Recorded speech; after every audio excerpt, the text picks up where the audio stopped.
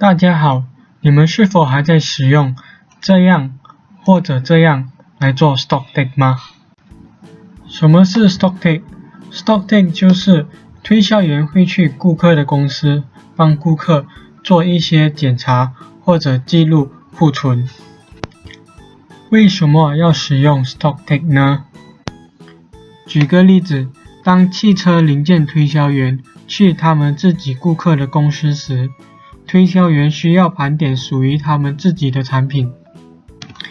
另一个例子就是超市的 merchandiser， 他们需要无时无刻的确保货是足够的，一旦不足够，他们就需要补货。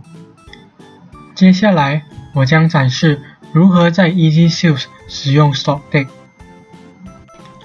首先选择客户，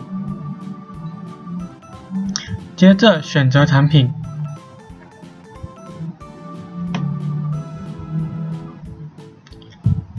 在这你需要输入现有的数量，然后输入你建议顾客购买的数量。当你完成了，点击右上角。如果想要更改资料，可以点击产品，以供更改。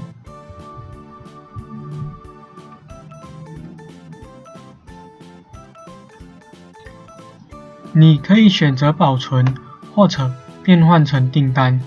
如果点击保存，它将会去到保存页面。